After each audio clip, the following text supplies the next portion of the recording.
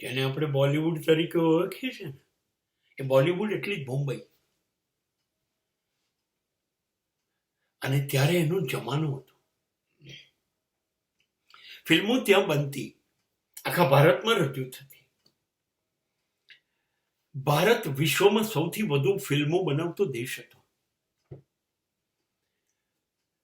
આ ગમે તે એક્ટરો હોય, પણ એ જમાનામાં 3 જ એક્ટરને સલામ મળતી લોકોની: દિલીપ કુમાર, રાજ કપૂર અને દેવાનંદ. મૃત્યુ પામે ત્યાં સુધી આ લોકો હીરો રહ્યા. એમના જેવી સ્ટાઇલ, અભિનય ક્યારેય કશું જોવા મળ્યું નહીં.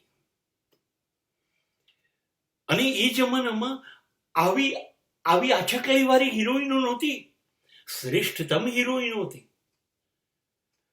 મીના કુમારી, વહીદા રહેમાન, નરગીસ, મધુબાલા, આવી શ્રેષ્ઠતમ હિરોઈન હતી જે આપણે ફરી ક્યારેય પેદા કરી શક્યા નહીં. શ્રેષ્ઠ સંગીતકાર 2 જ હતા, નૌશાદ અને શંકર જયકિશન, જેના ગીતો આજે 75 વર્ષ પછી તો ગંગા કી મૌજ મેં જમના કા ધારા આપણે ભૂલી નથી શકતા.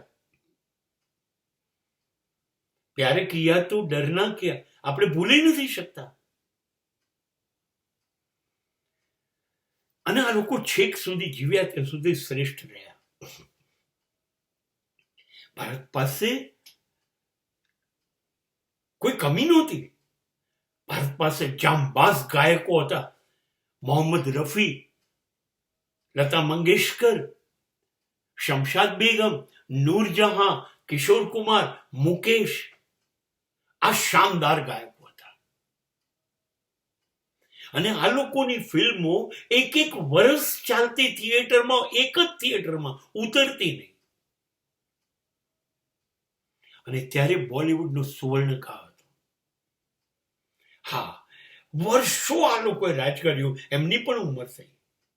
ત્યાર પછી બોલિવૂડે સૌથી ગજબ ખતરનાક સુપરસ્ટાર આપ્યો, રાજેશ ખન્ના. હજી સુધી આ સુપરસ્ટાર સુધી કોઈ પહોંચ્યું નથી. હા, એ પછી મિલેનિયમ સ્ટાર કહેવો હોય તો અમિતાભ બચ્ચનને કહો.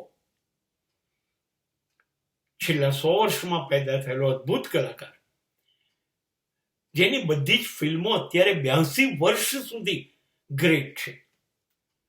એ 2 રૂપિયાની ટિકિટમાં પણ ગ્રેટ હતો અને અત્યારે 2000ની ટિકિટમાં પણ ગ્રેટ છે. એટલે ઠીક, કોઈ પોતાને બાદશાહ ખાન કહે, કોઈ કિંગ કહી દે, કોઈ સલમાન ખાન, જેને જે કહેવું એ કહી દે.